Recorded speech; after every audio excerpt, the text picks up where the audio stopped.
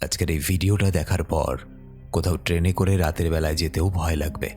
এমনই একটা ট্রেন, যে ট্রেনটা কিছু দূর পর পর একটা করে পুরো বগি মানুষ শুদ্ধ গায়েব হয়ে যাচ্ছে। চারদিকে ঘন জঙ্গল। এই জঙ্গলটা সম্পর্কে অনেক কথা শোনা যায়, কিন্তু ওরা এই জঙ্গলটা নিয়ে একদম পাত্তা দেয়নি। আর এই জায়গাটা এমন একটা জায়গা যেখান থেকে শহরে যোগাযোগ করার কোনো রাস্তা নেই। ট্রেন ভর্তি মানুষ একের পর এক গায়েব হয়ে যাচ্ছে। কি হবে এদের সঙ্গে শেষ পর্যন্ত? এরা কি বেঁচে ফিরতে পারবে? বেঁচে ফিরলে কিভাবে ফিরবে? টান টান রোমহর্ষক উত্তেজনায় ভরা the train of death movie শুরু হয়। দেখা যায় এক বিশাল ঘন জঙ্গল। একটা কোম্পানি জঙ্গলটাকে কেটে তৈরি করতে চায় রেলপথ। এই কোম্পানির মালিকের নাম মিস্টার বারা। হ্যাঁ, এটা ওর নাম, কিছু করার নেই। তো এই নাম যাতে বারবার উচ্চারণ করতে না হয় সেজন্য মিস্টার বি বলে ডাকবো আমি এই ভিডিওতে একে। তো যাই হোক, মিস্টার বি এবং আরও কয়েকজন লোক এই জঙ্গলটার মডেল দেখে। জঙ্গলের মধ্যে থাকা টানেল এবং তার ভেতর দিক দিয়ে রেলপথ তৈরি করার সিদ্ধান্ত নেয়। তবে সেখানে থাকা একটা লোক যার নাম রেহমত, তার বাড়ি এই জঙ্গলের পাশেই। রেহমত বলে এই জঙ্গল নিয়ে কাজ করা কখনোই সম্ভব নয়। আপনারা সব কিছু জানেন না এই জঙ্গলের ব্যাপারে। এই জঙ্গলে এক অতি প্রাচীন ভয়ানক শক্তি রাজ করে। তাদেরকে রাগিয়ে তুললে আপনাদেরকে ওপরওয়ালাও বাঁচাতে পারবে না। কিন্তু মিস্টার বি এই জঙ্গল দিয়েই রেলপথ তৈরি করবেন। মিস্টার বি এর লোকেরা রেহমতকে সেখান থেকে বের করে দেয়। পরের দিন মিস্টার বি তার ওয়ার্কারদের কাজে লাগিয়ে দেয়। দিনের শেষে সব ওয়ার্কাররা কাজ করে বাড়ি চলে যায়। তবে পেইমান এবং ডার্টো নামের দুটো লোক রাতের বেলাও কাজ করছিল। অনেক ধার দেনা আছে তাদের, ফলে অতিরিক্ত টাকার জন্য ওভার ডিউটি করতে হচ্ছে। কিন্তু তারা জানতো না এখানে কাজ করাটা উচিত ছিল না। হঠাৎ করেই পেইমান কোথায় যেন হারিয়ে যায়। ডার্টো তাকে খুঁজতে টানেলটার ভেতরে যায়, আর যখনই তার চোখ ওপরের দিকে যায় তখন তার শরীর থেকে প্রাণ বেরিয়ে আসে। সে দেখে ওপরে এক ভয়ঙ্কর পিশাচ পেইমানকে চেপে ধরে আছে, আর পেইমানের শরীর ফুটো হয়ে রক্ত পড়ছে। দৃশ্য পাল্টায়। দেখা যায় একটা রেলওয়ে স্টেশন, যেটার আজকে ওপেনিং। স্টেশনটার নাম হলো সাঙ্কারা। সেখানে মিস্টার বিকেও দেখা যায়। তার সাথে একজন ইনভেস্টরকেও দেখানো হয়। ইনভেস্টর কাকে বলে? বিভিন্ন প্রজেক্টে যিনি টাকা ঢালেন, বিজনেসম্যান এক ধরনের। ওনার নাম সান্টোসো। আসলে সান্টোসো এবং মিস্টার বি একসাথেই ওই রেলওয়ে প্রজেক্টটাতে কাজ করছিল, যেটার নাম সাঙ্কারা। মিস্টার বি রেলওয়ে ডিপার্টমেন্ট সামলায়, আর সান্টোসোর একটা রিসর্ট আছে, সেই রিসর্টটার নামও সাঙ্কারা। যাই হোক, আজ এই সাঙ্কারা স্টেশন থেকে ট্যুরিস্টদেরকে সাঙ্কারা রিসর্টে নিয়ে যাওয়া হবে। স্টেশনে পূর্ণামা এবং কেমব্যাংক নামে দুটো মেয়েকে দেখানো হয়। তারা দুজন বোন। দুজনেই সেখানে রাখা সাঙ্কারা প্রজেক্টের মডেলটা দেখতে থাকে। একটা সুন্দর জঙ্গল পার করে ট্রেনটা তাদেরকে সাঙ্কারা রিসর্টে নিয়ে যাবে। তারা খুশি ছিল। এই যাত্রার জন্য সবাই অনেক এক্সাইটেড। কিছুক্ষণ পর সেখানে রমলা নামের একটা মহিলাকে দেখানো হয়। রমলা হলো ডার্টো স্ত্রী। সে তার স্বামীর খোঁজে এই ট্রেনে করে যাচ্ছে, কারণ তার স্বামী সেই যে কাজ করতে বেরিয়েছিল সে আর বাড়ি ফেরেনি। এবং দেখা যায় একটা অদ্ভুত দৃশ্য, অনেক মহিলা ওই স্টেশনের বাইরে দাঁড়িয়ে বিদ্রোহ করছে। তারা আন্দোলন করছিল কারণ তাদের স্বামীও এই প্রজেক্টে কাজ করেছিল, তারাও বাড়ি ফেরেনি। সান্টোসো ব্যাপারটা দেখতে গেলে মিস্টার বি তাদেরকে আটকে দেয়। সে বলে, এই লোকগুলো এখানে প্রায়ই ধর্মঘট করে থাকে, কান দিও না। ট্রেন ছাড়ার সময় হলেই সবাই ট্রেনে উঠে যায়। যাত্রা শুরু হয়। ট্রেনটাতে দুটো বগি ছিল, একটা ইকোনমি যেখানে মধ্যবিত্ত লোকেরা বসেছিল, আর একটা ছিল বিজনেস ক্লাস যেখানে উচ্চবিত্ত বা বড় লোক মানুষদের জন্য।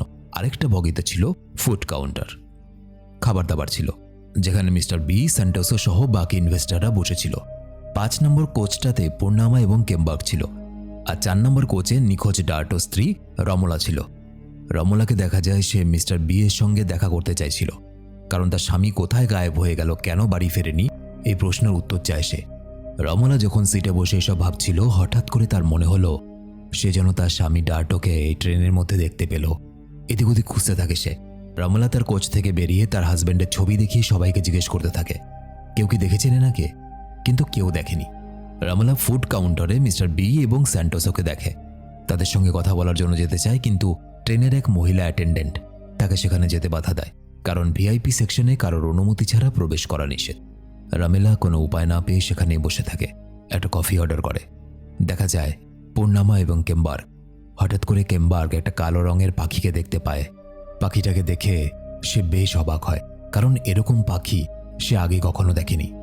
মনে হচ্ছিল পাখিটাতে কোনো এক অশুভ শক্তি ভর করেছে। এটা দেখতে দেখতেই কেমবার্গ জানালার কাচের মধ্যে কোনো এক ভয়ানক মুখ দেখতে পায়। কেমব্যাং বেশ ঘাবড়ে যায়। তবে সে পূর্ণামাকে কিছুই বলে না, কারণ সে ভেবেছিল এটা হয়তো তার ভ্রম হতে পারে। পূর্ণামার শরীর খারাপ লাগছিল, সে ওয়াশরুমে যায়। তবে 5 নম্বর মানে তাদের বগির বাথরুমে অনেক ভিড় থাকায় সে 4 নম্বর বগির বাথরুমে চলে যায়। সেখানে এসে পূর্ণামা বমি করতে শুরু করে এবং তখন দেখা যায় এক ভয়ঙ্কর দৃশ্য। বাথরুমে পূর্ণামার পেছনে এক পিশাচ দাঁড়িয়ে আছে। পূর্ণামা তাকে দেখার আগেই সে সেখান থেকে অদৃশ্য হয়ে যায়। ট্রেনটা জঙ্গলের 5 নম্বর টানেলটাতে প্রবেশ করে, আর তখনই যাত্রীদের সাথে কিছু অদ্ভুত ঘটনা ঘটতে শুরু করে। একটা ছোট বাচ্চা আর একটা বাচ্চাকে দেখতে পায়, সে যেন তাকে ডাকছে। পূর্ণামা বাথরুম থেকে আসতে দেরি হচ্ছে দেখে কিমব্যাং পূর্ণামাকে খুঁজতে চলে যায়। তবে সে দেখে এই কোচের বাথরুমে পূর্ণামা নেই, তাই সেও 4 নম্বর কোচে চলে আসে তাকে খোঁজার জন্য। এদিকে ট্রেন ইনচার্জ সিসিটিভি ফুটেজে দেখে যে 5 নম্বর কোচের দরজাটা নিজে নিজেই খুলছে আবার বন্ধ হচ্ছে। তাই সে একজনকে পাঠায় সেই দরজাটাতে কি হয়েছে দেখার জন্য। তখনই সেই বাচ্চা দুটোকেও দেখা যায়, আর যেই বাচ্চাটা কোচের বাইরে ছিল সে হঠাৎ করে ভেতরে চলে আসে। তার মুখ পুরো পাল্টে যায়, চোখগুলো লাল, বিশাল বড়, ঠিক যেন কোনো একটা পিশাচের মতো। এই দৃশ্যটা দেখে অপর বাচ্চাটা ভয়ে নিচে পড়ে যায়, তার মুখ থেকে আর কোনো আওয়াজ বের হয় না। পরের দৃশ্য দেখা যায় ট্রেনটা টানেল থেকে বেরিয়ে আসে এবং কেমব্যাং ও পূর্ণামাকে দেখা যায়। পূর্ণামা বাথরুম থেকে বেরোলে কেমব্যাং তার এরকম অবস্থা দেখে বুঝে যায় পূর্ণামার শরীর খারাপ। এরপর যখন তারা তাদের কোচে যাবে ঠিক তখনই তারা যেটা দেখে সেটা দেখে তারা তাদের চোখকে বিশ্বাস করতে পারে না। তারা দেখে সেই ট্রেনটা থেকে 5 নম্বর কোচটা গায়েব হয়ে গেছে। এরপর তারা এই ব্যাপারটা ট্রেনের ক্রিউ টেকুনকে জানায়। টেকুন যখন দেখে সেও অবাক হয়ে যায়। একটা চলন্ত ট্রেন থেকে একটা কোচ সম্পূর্ণ গায়েব কি করে সম্ভব? তবে সে যাত্রীদেরকে শান্ত করার জন্য বলে হতে পারে কোনো টেকনিক্যাল গ্লিচের কারণে ট্রেন থেকে কোচটা পেছনে ছুটে গেছে, চিন্তার কারণ নেই, সেই কোচে যাত্রীরা সুরক্ষিত আছে এবং সময় মতো তারাও সাঙ্কারা রিসর্টে পৌঁছে যাবে। টেকুন এই কথাগুলো বলে তো দেয়, কিন্তু মনে মনে এটাও ভাবতে থাকে নতুন একটা ট্রেন থেকে 5 নম্বর কোচটা হঠাৎ করে গায়েব হয়ে যাওয়া তো সম্ভব নয়, অন্তত ট্রেন চলাকালীন তো কোনোভাবেই সম্ভব নয়। টেকুন পূর্ণামা এবং কেমব্যাংকে ফুড কোচে বসিয়ে দেয় এবং ব্যাপারটা দেখতে যায়। পূর্ণামার আবার শরীর খারাপ করতে থাকে, ওয়াশরুমে গিয়ে আবার বমি করে, কিন্তু এবার তার মুখ থেকে রক্ত পড়ে। তখনই কেমব্যাংয়ের কাছে একটা ডাক্তারের কল আসে। ডাক্তারটা জানায় তোমার দিদি পূর্ণামা লিভার ক্যান্সারের অপারেশনটা সাকসেস হয়নি, তার পুরো শরীরে ক্যান্সার ছড়িয়ে পড়েছে, এটা ট্রিটমেন্টে রাখা দরকার। এটা শুনে কেমব্যাংয়ের মন খারাপ হয়ে যায়। পূর্ণামা ওয়াশরুম থেকে ফিরে আসার পর কেমব্যাং তাকে বলে আমাকে তোমার ডাক্তার কল করে সবকিছু বলে দিয়েছে, আমাকে আগে কেন বলনি? চলো আমরা এখান থেকেই ফিরে যাই, পরে স্টেশনে নেমে যাব। পূর্ণামা কাঁদতে থাকে। সে বলে আমাকে হাসপাতালের বেডে শুয়ে থাকতে আর বলো না, খুব কষ্ট হয়, আমি আমার জীবনের বাকি মুহূর্তটা তোমার সাথে কাটাতে চাই। এই বলে তারা দুজনেই কাঁদতে থাকে। ওদিকে দেখা যায় টেকুন আরেকটা অদ্ভুত ব্যাপার লক্ষ্য করে যে ট্রেনের ইলেকট্রিক প্যানেলের ভেতরে এক রকমের সাদা জেলির মতো পদার্থ লেগে আছে, যেটা কিনা সেখানে থাকার কথা নয়। তখনই সে দরজার কাচের মধ্যে অনেকগুলো মৃত ব্যক্তির প্রেতাত্মা দেখতে পায়, অনেকটাই ভয় পেয়ে যায়। ট্রেন ইনচার্জ সেখানে এলে টেকুন তাকে সবকিছু খুলে বলে, কিন্তু ট্রেন ইনচার্জ তার কথাগুলো বিশ্বাস করতে চায় না। স্বাভাবিকভাবেই ভূত, প্রেত, পিশাচ যারা দেখেছে তারাই বিশ্বাস করে, যারা দেখেনি তারা মানতে চায় না। তবে ইনচার্জও বুঝতে পারে না যে ট্রেনের সেই কোচটা গেল কোথায়। এরই সাথে তাদের কানেকশনও বন্ধ হয়ে গেছে, ট্রেন ড্রাইভারের রেডিওটা খারাপ হয়ে গেছে। ইনচার্জ টেকুনকে বলে ব্যাপারগুলো যাতে কোনো যাত্রী কানে না যায়। টেকুন কেমব্যাং এবং পূর্ণামাকে এসে বলে তোমাদের বগিটা ছুটে যাওয়ায় তোমাদেরকে ফার্স্ট ক্লাসে শিফট করা হবে, তোমাদের জিনিসপত্রগুলো ঠিকমতো রিসর্টে পৌঁছে দেওয়া হবে। দেখা যায় ট্রেনটা আবার একটা টানেলের মধ্যে ঢুকতে যাচ্ছে, আর টানেলে ঢোকা মাত্রই আবার অদ্ভুত সব কাণ্ড শুরু হয়। দেখা যায় বিজনেস ক্লাস বগিটাতে কারো হাসির আওয়াজ শোনা যাচ্ছে। যাত্রীরা দেখে পেছন দিক থেকে একটা মেয়ে ফোনে ভিডিও দেখে হাসছিল, তারা তাকে দেখে বিরক্ত বোধ করে। এরপর ট্রেনের 4 নম্বর বগিটাকে দেখানো হয়, সবাই বেশ আনন্দে গান গাইছিল। হঠাৎ একজনের মনে হয় কেউ যেন তার গলা চেপে ধরেছে, আর আস্তে আস্তে সবাই অদ্ভুত আচরণ করতে শুরু করে। একজন কেমন একটা গলায় বলে তোমরা সবাই মিলে যে পাপ করেছো তার জন্য তোমরা কেউ বাঁচবে না। তবে এখানে কোন পাপ কাজ করার কথা বলা হয়েছে সেটা জানা যায় না, সেটা একটু পরে জানা যাবে। এবং তখনই প্রথমবারের মতো জঙ্গলের সেই পিশাচিনীকে দেখা যায়। দেখতে বেশ ভয়ানক, পুরো শরীর গাছের শিকড় দিয়ে তৈরি, চোখগুলো বড় বড়, আর এই দৃশ্য কেমব্যাং অন্য বগি থেকে দেখে ভয়ে চিৎকার করে ওঠে। সাথে সাথে পূর্ণামা এবং টেকুন তার কাছে ছুটে আসে। তারা দেখে সেই 4 নম্বর বগিটাও সেই টানেলের মধ্যেই থেকে যায়, আর বাকি ট্রেনটা টানেল থেকে বাইরে বেরিয়ে আসে। তারা অবাক হয়ে যায়। কেমব্যাং ভয়ে কান্না করতে শুরু করে। কেমব্যাং কাঁদতে কাঁদতে বলে, সবাইকে মেরে ফেলবে, ওরা আমাদের সবাইকে মেরে ফেলবে। পূর্ণিমা বুঝতে পারে না এসব কি হচ্ছে। ঠিক তখনই সান্টোস এবং মিস্টার বি কেমব্যাংকে কাঁদতে দেখে বাইরে বেরিয়ে আসে এবং তাদেরকে জিজ্ঞেস করে কেমব্যাং কেন কাঁদছে। এরপরেই স্যান্টোসের চোখ পড়ে পেছনের দিকে, ট্রেনের। সে দেখে ট্রেনের বাকি বগি দুটো নেই। তার মাথায় ঘুরে যায়। স্যান্টোস এসব ব্যাপারে তাদেরকে জিজ্ঞেস করলে কেউ কিছুই বলতে পারে না। তবে রামলা বলে প্রথম টানেলে 5 নম্বর বগিটা, দ্বিতীয় টানেলে 4 নম্বর বগিটা গায়েব হয়ে গেছে। আমার মনে হয় না এটা কোনো যান্ত্রিক গোলযোগ। আমার মনে হয় এই জঙ্গলের মধ্যে কিছু তো আছে, হয়তো কারো অভিশাপ। রামলার এই কথায় মিস্টার বি তাকে অপমান করে বলে, তোমার মতো মূর্খ মেয়েদের জন্য আমরা এখনো পিছিয়ে, জানো সেটা? এই সমস্ত জায়গার কোনো বিকাশ হয় না তোমাদের এইসব কুসংস্কারের জন্য। মিস্টার বি স্যান্টোসকে বলে, পেছনের দুটো বগি হয়তো ছুটে গেছে। আমরা কন্ট্রোল সেন্টারের সঙ্গে যোগাযোগ করছি, তারা বগি দুটোকে উদ্ধার করে সেখানকার মানুষদের রিসর্টে পৌঁছে দেবে। স্যান্টোস মিস্টার বিকে ভেতরে বসতে বলে এবং বাকি ইনভেস্টরদের সঙ্গে কথা বলে। মিস্টার বি ভেতরে যাওয়ার পর স্যান্টোস টেকুনকে ডেকে বলে, একবার কন্ট্রোল রুমে ফোন করো তো। টেকুন এবার সত্যি কথা বলে দেয়। সে বলে, স্যার আসলে আমাদের ট্রেনের সব রেডিও খারাপ হয়ে গেছে, কোনোভাবেই যোগাযোগ করা যাচ্ছে না। এদিকে মিস্টার বি দেখে তার সিটটাতে ছোট ছোট শ্যাওলা গাছ জন্ম নিচ্ছে। অদ্ভুত ব্যাপার। মিস্টার বি সবার থেকে লুকিয়ে রুমাল দিয়ে সেটাকে মুছে ডাস্টবিনে ফেলে দেয়। এরপর সে ট্রেন ইনচার্জের কাছে গিয়ে বলে, আমাদের যত তাড়াতাড়ি সম্ভব রিসর্টে পৌঁছতে হবে। সম্ভবত মিস্টার বিও বুঝে গেছে কিছু তো একটা হচ্ছে যেটা আনইউজুয়াল, অস্বাভাবিক। এবং সাথে সাথে এটাও বলে, কন্ট্রোল রুমের সঙ্গে যোগাযোগ করে ওই বগি দুটোকে উদ্ধার করো। আর যারা এই ট্রেনে এখনো আছে বেঁচে, তাদেরকে সেই রিসর্টে নিয়ে গিয়ে ভিআইপি ট্রিটমেন্ট দিতে হবে। অর্থাৎ তাদের বিশাল আদর যত্ন করতে হবে, যাতে তারা কাউকে কিছু না বলে এই দুর্ঘটনার ব্যাপারে। এমনকি তাদেরকে দিয়ে একটা কন্ট্রাক্টও সাইন করে নিতে হবে, যাতে তারা কখনো পুলিশ কেস না করে। ইনচার্জ কেমন একটা ভয়ার্থ গলায় বলে, কিন্তু স্যার এটা তো তখন হবে যখন সেই বগিগুলোকে খুঁজে পাওয়া যাবে। এই বলে মিস্টার বিকে সিসিটিভি ফুটেজ দেখায় সে, যেখানে স্পষ্ট বোঝা যাচ্ছিল যে কিভাবে ট্রেনের বগি দুটোকে ওই পিশাচিনি কবজা করে নিয়েছে। মিস্টার বি এটা দেখে বলে, তাড়াতাড়ি ফুটেজটা ডিলিট করো, এই ব্যাপারে কেউ জানতে পারলে আমাদের ক্যারিয়ার শেষ হয়ে যাবে। রামলা যেহেতু এই ব্যাপারে জানে, তাই তার উপর নজর রাখতে বলা হয়। ওদিকে পূর্ণামাদের দেখানো হয় স্যান্টোস টেকুনকে নিয়ে ভিআইপি সেকশনে শিফট করতে বলে। সবাই সেখানে থেকে যাওয়ার পর রামলা তার হাজবেন্ডের নিখোঁজ হওয়ার কথা স্যান্টোসকে জিজ্ঞেস করে। স্যান্টোস অবাক হয়ে যায়। সে বলে, আমায় ক্ষমা করবেন, আমি এই ব্যাপারে কিছু জানি না। এই শঙ্করা প্রজেক্টটা মিস্টার বি দেখাশোনা করতেন। দেখা যায় ট্রেনটা আবার টানেলের ভেতরে ঢুকছে, আর টানেলের ভেতরে ঢোকার সাথে সাথে আবারও পৈশাচিক কাণ্ড শুরু হয়। ট্রেনের এক মহিলা অ্যাটেন্ডেন্ট একটা ভীষণ কিছু দেখে ভয় পেয়ে যায়। স্যান্টোস তাদেরকে অন্য একটা বগিতে নিয়ে যেতে চাইলে তারা সেখানে কারোর উপস্থিতি টের পায়, আর হঠাৎ তারা সেখানে অনেকগুলো ভয়ানক আকৃতির জীব দেখতে পায়। তাদের গায়ে কোনো এক আঠালো জাতীয় পদার্থ লেগে আছে। সবাই ভয় পেয়ে যায়। স্যান্টোস শান্ত হতে বলে তাদের, যে করেই হোক তাদের পাশের বগিটাতে পৌঁছতেই হবে, নয়তো কেউই আর এখানে বাঁচবে না। তাই তারা আস্তে আস্তে কোনো আওয়াজ না করে পার হতে শুরু করে। কিন্তু সবার পাগুলো সেই আঠালো পদার্থতে আটকে যাওয়ায় তারা ঠিকমতো নড়তে পারছিল না। এরই মধ্যে একটা মেয়ে হোঁচট খেয়ে পড়ে যায় এবং সবগুলো অদ্ভুত জীব মিলে হামলা করে দেয়, তাকে মেরে ফেলে। এবং তারপরেই সেখানে ওই পিশাচিনিটাকে দেখা যায়। সে স্যান্টোসের মাথা দরজায় ঠুকে নিমিষের মধ্যেই টুকরো টুকরো করে দেয়।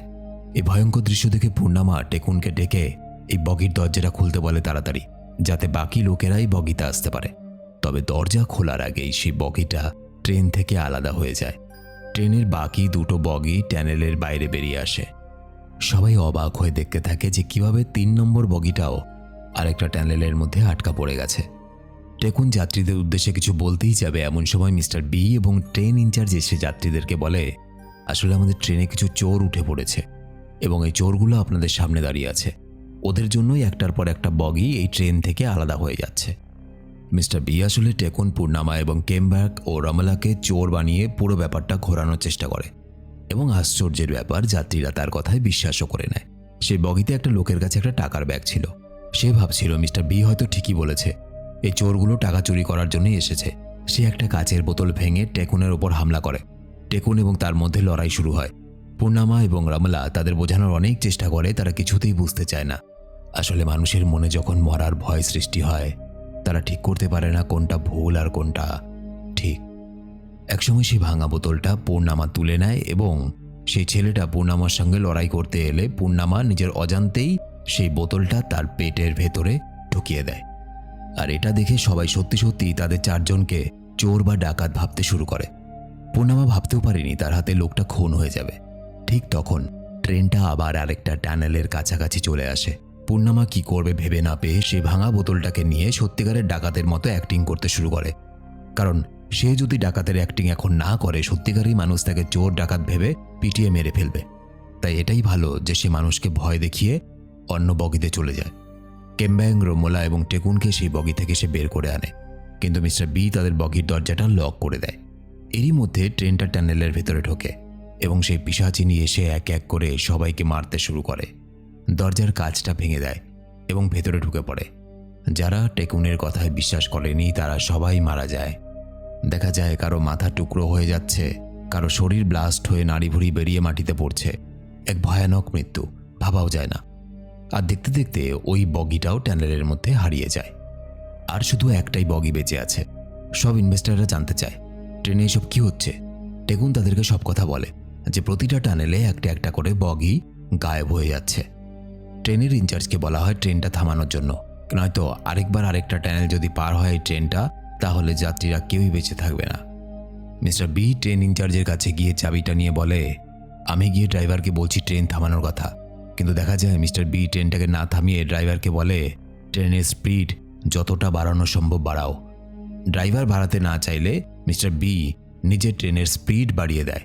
সবাই মিলে ড্রাইভারের কেবিনের দিকে যেতে চাইলে দেখা যায় মিস্টার বি তাদের দরজায় তালা বন্ধ করে দিয়েছে।